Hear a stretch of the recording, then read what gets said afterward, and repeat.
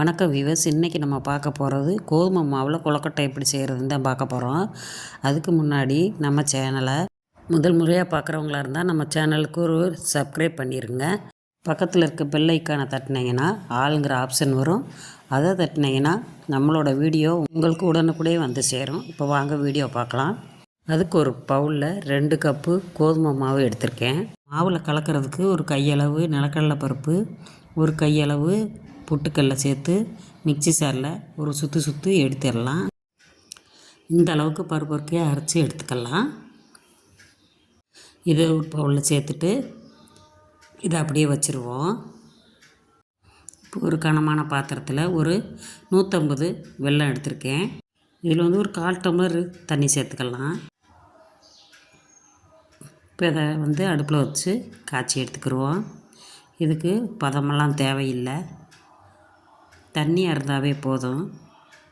இந்த அளவுக்கு இருந்தால் போதும். இப்போ அடுப்பை ஆஃப் பண்ணிட்டு இறக்கிடலாம். இப்போ இதை மாவில் வடிகட்டி எடுத்துக்கிடுவோம். இது சூடோடு நம்ம கையை வச்சு பிணைய முடியாது, அதனால் கரண்டியை வச்சு கிளறிடலாம். இந்த மாதிரி கிளறிடுவோம். தேவையான அளவு உப்பு சேர்த்துட்டு இப்போ இந்த பொட்டுக்கடலை மாவையும் அதில் போட்டு நம்ம கலந்துடலாம். இந்த அளவுக்கு கலந்துட்டு ஒரு 1/4 கப்பு துருவின தேங்காய் சேர்த்துக்கிடுவோம். இதில் இப்போ கொஞ்சம் கொஞ்சமாக தண்ணி சேர்த்து நல்லா கொஞ்சம் கொஞ்சமாக பிசைஞ்சு எடுத்துக்கலாம்.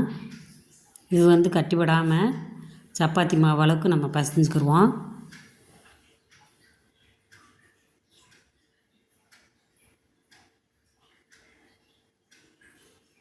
இதில் கையை ஒட்டாமல் இருக்கிறதுக்கு கொஞ்சமாக எண்ணெய் ஊற்றி மாவை எடுத்து பசைஞ்சிக்கலாம். மாவு இந்த பதத்துக்கு இருந்தால் போதும். இப்போ ஒரு இட்லி பாத்திரத்தில் ஒவ்வொரு உருண்டையாக எடுத்து உருட்டி இந்த மாதிரி எடுத்து வைங்க.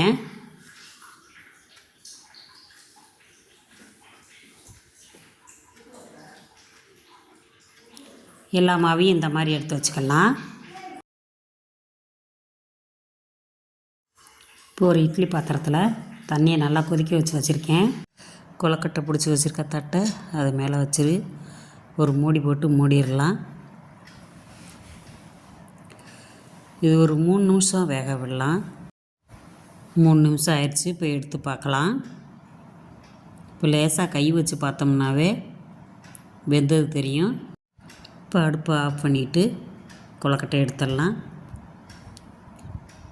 ஈவினிங் சாப்பிட்றதுக்கு ஒரு சத்துள்ள கோதுமை மாவில் இனிப்பு கொழுக்கட்டை ரெடி ஆயிடுச்சு. கோதுமை அடிக்கடி நம்ம சேர்த்துக்கிறதுனால நம்மளுக்கு நிறைய நன்மைகள் இருக்குது. மலச்சிக்கல் உள்ளவங்களுக்கு, நார் சத்து உள்ளது எல்லாமே இந்த சத்து இருக்குது. இது மாதிரி நீங்களும் உங்கள் குழந்தைகளுக்கு செஞ்சு பாருங்கள். இப்படி ஒரு ஸ்நாக்ஸு ஏன் நம்ம பிள்ளைகளுக்கு கொடுக்காமல் இருக்கணும் அப்படின்னு நினச்சி செஞ்சு பாருங்கள். இவ்வளோ டேஸ்டியாக நம்ம செஞ்சு கொடுக்கும்போது கேட்டு விரும்பி சாப்பிடுவாங்க.